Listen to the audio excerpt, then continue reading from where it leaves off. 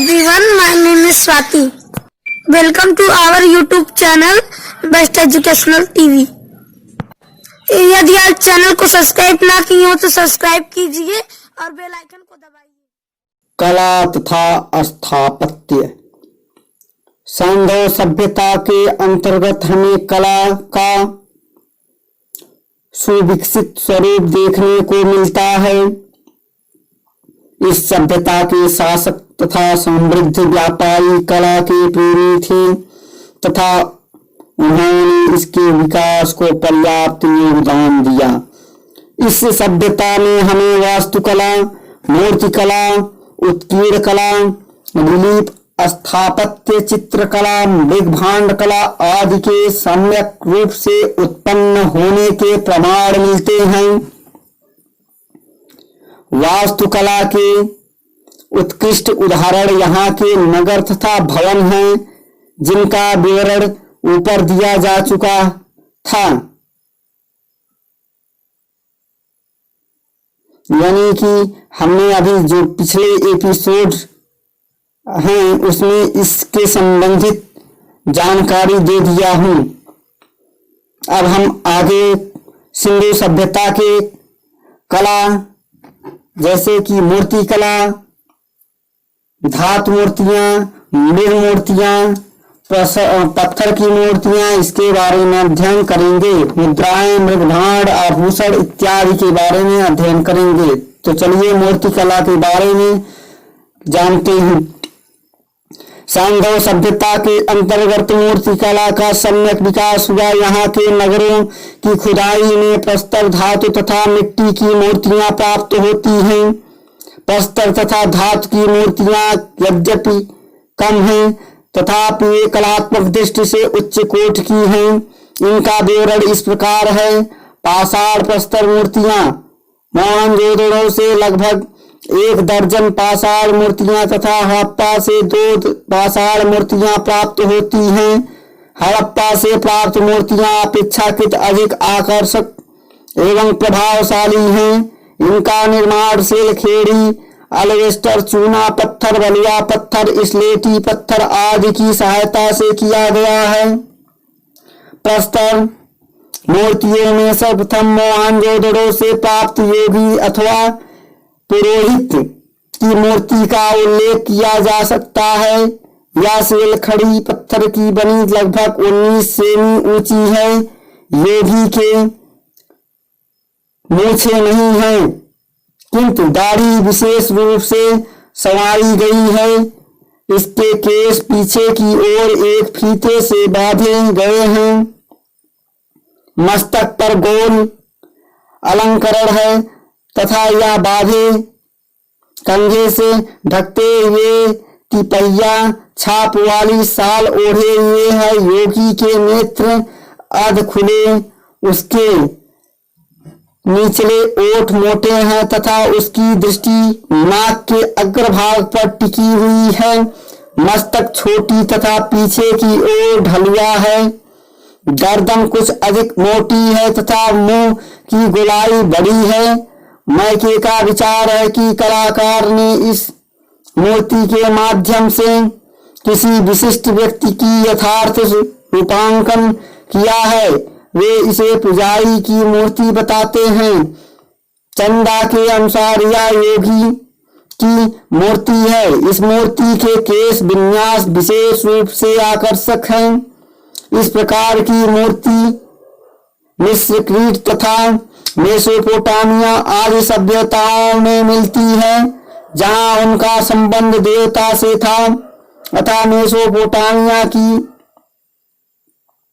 इस मूर्ति आवश्यक ही धार्मिक महत्व रहा होगा। ऐसा लगता है कि सैंधव सभ्यता में योग विद्या का जो प्रचार था उसी का प्रतिनिधित्व प्रस्तुत मूर्ति में प्राप्त होता है। इसके अतिरिक्त मोहनजोदड़ो से कुछ अन्य प्रकार प्रस्तर मूर्तियां मिलती हैं। एक श्वेत पाषाण का पुरुष मस्तक लगभग 7 इंच ऊंचा मिला है। यह दाढ़ी युक्त है तथा पूंछे साफ है। पीछे की ओर जूड़ा बांधा है। छोटे कटे हुए बाल है, कान सीपी जैसा है तथा आंखों में पच्चीदार पुतली है। इसमें पहली मूर्ति जैसी कारीगरी नहीं मिलती है। इसी प्रकार 11 इंच ऊंची पत्थर की बनी हुई पुरुष मूर्ति का अधोभाग प्राप्त होता है। या नीचे पारदर्शी वस्त्र पहने हुए हैं तथा ऊपरी बाएं कंधे पर शाल जैसा उत्तरी ओढ़े हुए हैं। इसकी पीठ पर गुथे हुए बालों की जड़ें हैं। यह मूर्ति साधारण ढंग से बनाई लगती है।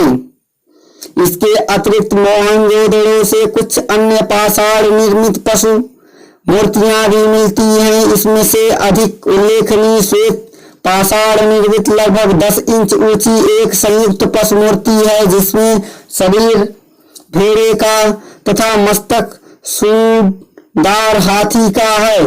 संभवतः इस मूर्ति का कोई धार्मिक महत्व रहा होगा। सैंधव मोहरों पर भी इसी प्रकार की संयुक्त पशु आकृतियां उत्कीर्ण मिलती हैं।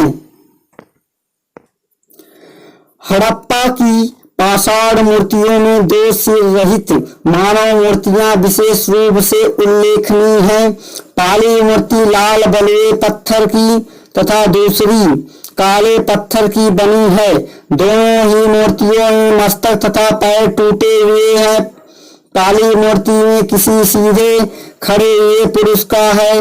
उसकी गर्दन के ऊपर कंधों के निचले भागों तथा जांघों के नीचे छेद बने हुए हैं, जो किसी बरने द्वारा उकेरे हुए लगते हैं। ऐसा प्रतीत होता है कि शरीर में विभिन्न अंगों जैसे मस्तक, हाथ, पैर आदि को अलग अलग बनाकर किसी मसाले द्वारा जोड़ने की प्रथा उस काल में प्रचलित थी। दुर्भाग्यवश बाद में इस कला का विशेष विलोप हो गया। इस नग्न प्रतिमा को कुछ विद्वान कोई जैन मूर्ति मानते हैं। दूसरी मूर्ति के हाथ पैर टूट गए विद्वानों ने इसे किसी नर्तक अथवा नर्तकी की मूर्ति बताया है। इन दोनों की मूर्तियों में शरीर सौष्ठव को कलाकार ने अत्यंत कुशलता के साथ उभारा है। इसका गठन अत्यंत सजीव एवं प्रभावशाली है, जिन्हें देखने से ऐतिहासिक युग की दीवारगंज यक्षिणी जैसी कुछ मूर्तियां का आभास होने लगता है। यूनानी कलाकारों ने गंधार की बुद्ध मूर्तियों के निर्माण में जो यथार्थता दिखाई है, वही इन मूर्तियों में भी देखी जा सकती है। दोनों के तुलनात्मक अध्ययन के उपरांत मार्शल ने यह मत व्यक्त किया है कि ऐसा मूर्ति चतुर्थ शती का कोई भी यूनानी कलाकार ऐसा मूर्ति तैयार करने में गर्व का अनुभव करता है। इन मूर्तियों से यह धारणा भी निर्मूल सिद्ध होती है कि केवल यूनानी कलाकार ही मानव शरीर के यथार्थ चित्रण में निपुण थे। इससे सूचित होता है कि हड़प्पा के लिपि उच्च कोटि की स्वाभाविक प्रतिमाओं का निर्माण कर सकते थे। धातु मूर्तियां। पाषाण के अतिरिक्त सैंधव कलाकारों ने धातुओं से भी सुंदर प्रतिमाओं का निर्माण किया। मोहनजोदड़ो, चंदेड़ो, लोथल, कालीबंगन आदि स्थलों से धातु मूर्तियां मिली हैं। धातु निर्मित मूर्तियों में सर्वाधिक उल्लेखनीय मोहनजोदड़ो से प्राप्त 4.1/2 सेंटीमीटर लंबी एक नर्तकी की कांस्य मूर्ति है। यह सुंदर एवं भावयुक्त है। इसके शरीर पर वस्त्र नहीं है तथा पैरों का निचला हिस्सा टूट गया है। बायां हाथ कलाई से लेकर कंधे तक चूड़ियों से भरा है तथा नीचे की ओर लटक रहा है। दाएं हाथ में वह कंगन तथा केयूर पहने हुए हैं और वह कमर पर टिका हुआ है। उसके घुघराले बाल पीछे की ओर जूड़ा में बंधे हुए हैं। गले में छोटा हार तथा कमर में मेखला है। नर्तकी के पैर जो थोड़ा आगे बढ़े हुए हैं, संगीत की लय के साथ उड़ते हुए जान पड़ते हैं। अपनी मुद्रा की सरलता एवं स्वाभाविकता के कारण यह मूर्ति सबको आश्चर्यचकित करती है। मार्शल के अनुसार इस मूर्ति के माध्यम से कलाकार ने किसी आदिवासी स्त्री का यथार्थ रूपांकन करने का प्रयास किया है।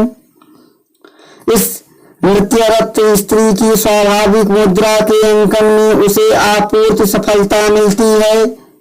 पिगट इसकी तुलना कुल्ली से प्राप्त मिट्टी की मूर्तियों से करते हुए इसे बालूची नारी की अनुकृति मानते हैं। इसके अतिरिक्त यहीं से कांसे की एक अन्य नर्तकी की मूर्ति भी मिली है, किंतु यह कलात्मक दृष्टि से उतनी अच्छी नहीं है।